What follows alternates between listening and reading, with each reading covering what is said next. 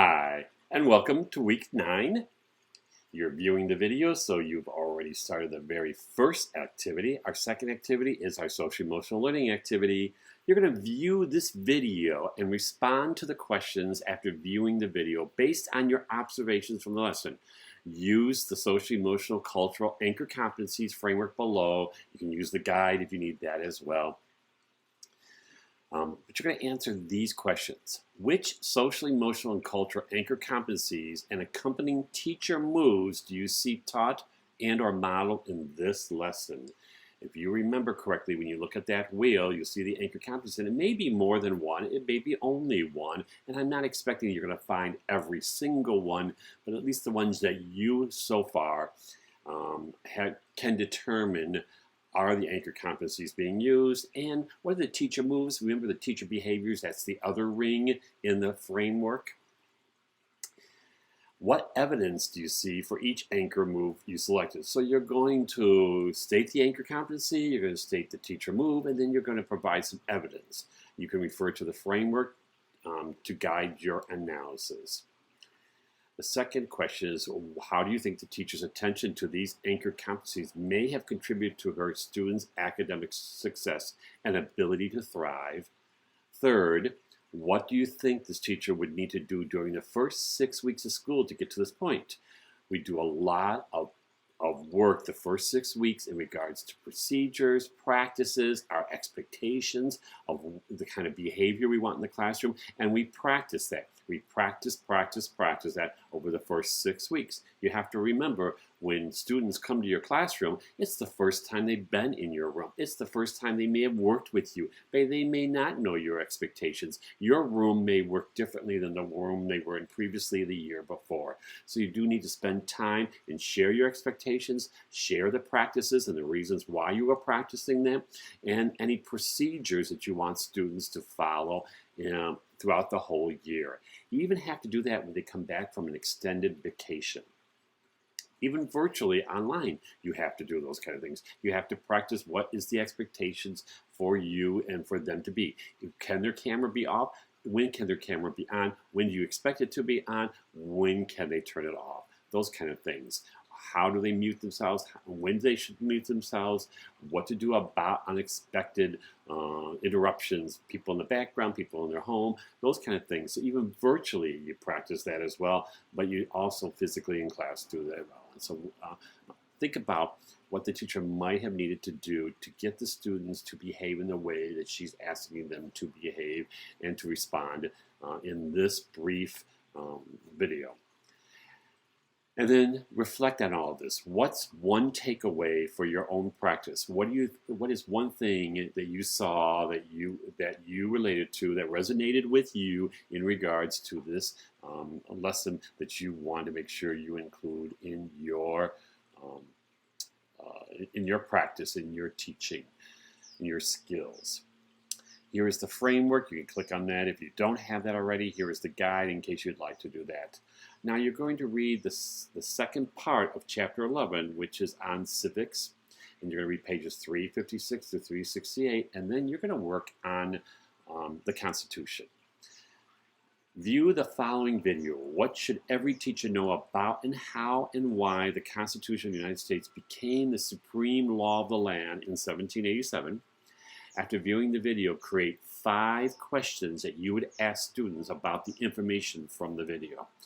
Now make sure you use Bloom's taxonomy to create higher order thinking questions. If you haven't used Bloom's before, let's take a look at it. Here is one resource you can use. I'm going to click on that. And you see that these are labeled 1, 2, 3, 4, 5, 6. 1, 2, 3 are lower level thinking, lower level questions you might ask. These are words that are for lower level. One's for knowledge, one's for comprehension, one's for application.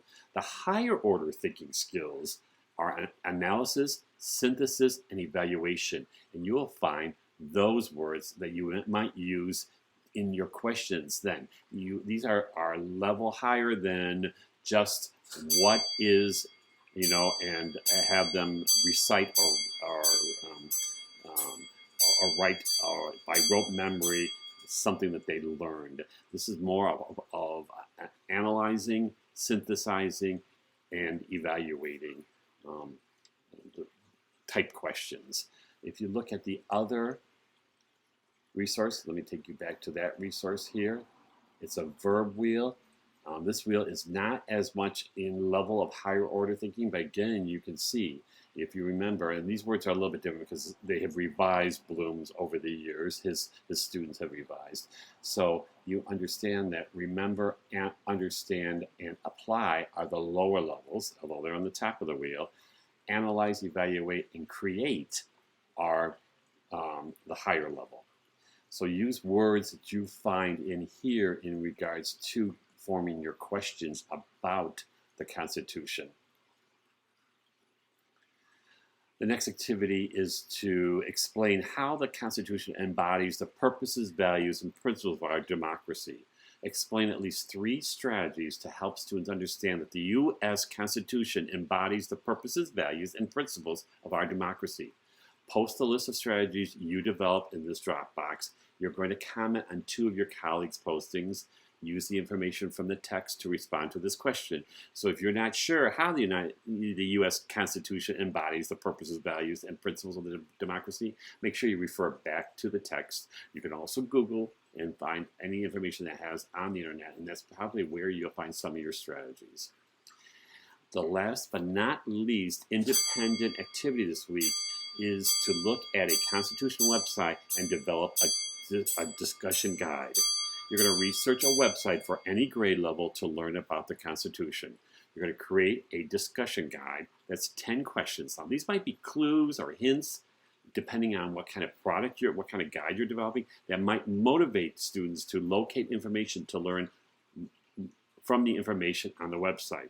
Use a creative approach in the design of your discussion guide. So you can create a treasure hunt, a game, a puzzle, an escape room, a brochure. You can use clues, flashcards, a brochure, as I said before, or any other hands-on activity. We're looking at not so much as a worksheet, but more of a hands-on activity, something that kids can dive into and have purpose for finding that information. This discussion guide would help guide students as they navigate the website looking for specific information to learn the details of the Constitution. You're going to post the link to the website and the discussion guide in this Dropbox, and you're going to take a look at 2 of your colleagues' postings and make a comment on that as well. And hopefully it'll be a positive comment, of course.